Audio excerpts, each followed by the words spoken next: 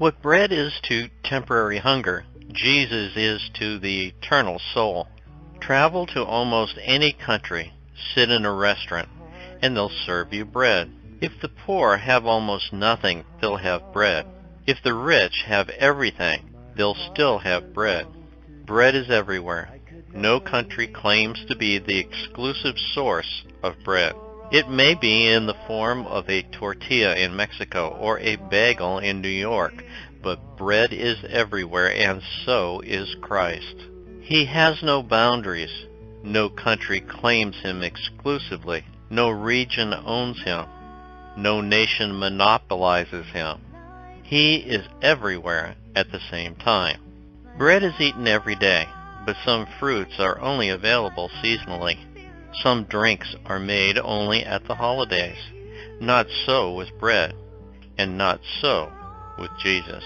He should live in our hearts every day. We need to let him nourish us, not just at church or on special events, but every day. Bread is served in many forms. It is toasted, jellied, buttered, flattened, and grilled. It can be a sandwich, a sweet roll, a hot dog bun, croissant, or dinner roll. Bread can meet many needs. So can Jesus. He adapts himself to meet our needs. He has a message for the lonely as well as for the rich and famous. He has help for the physically and emotionally ill. If your vision is cloudy, he can help you. Whatever your problem, he can help. Jesus can meet each person's needs. Do you see why Jesus calls himself the bread of life? Wheat grows in a field and then it is cut down, winnowed, and ground into flour. It passes through the fire of the oven and then is distributed around the world. Only in this process does wheat become bread. Each step is essential. Eliminate the sunshine, soil, rain, plant, and you have no wheat. Eliminate the winnowing, and you have no flour.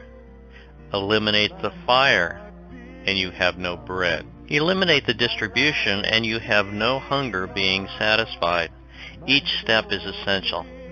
Jesus is like the wheat plant who grew up in a small town.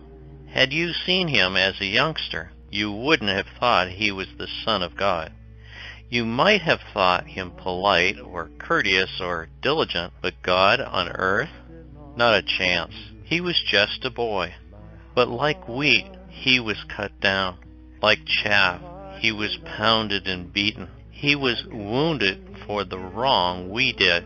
He was crushed for the evil we did.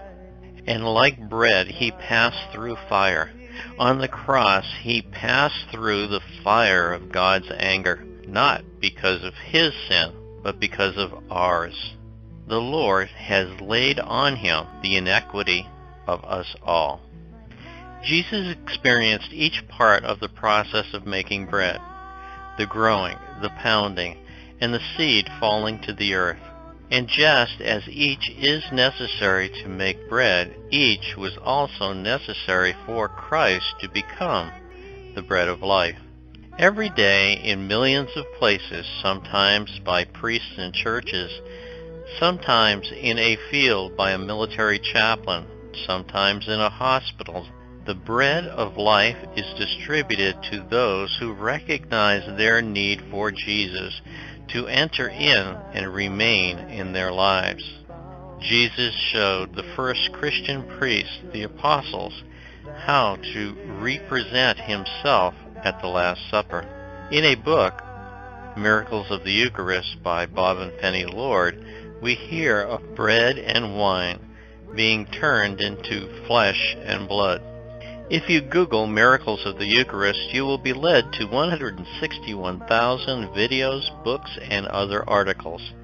You can do the same on YouTube and see videos of hosts that are actually pulsating and bleeding in Britannia, Venezuela. As Jesus said, "I am with you always until the end of the age." It is through the Eucharistic sacrifice of the Holy Mass that Jesus remains with believers in a visible way.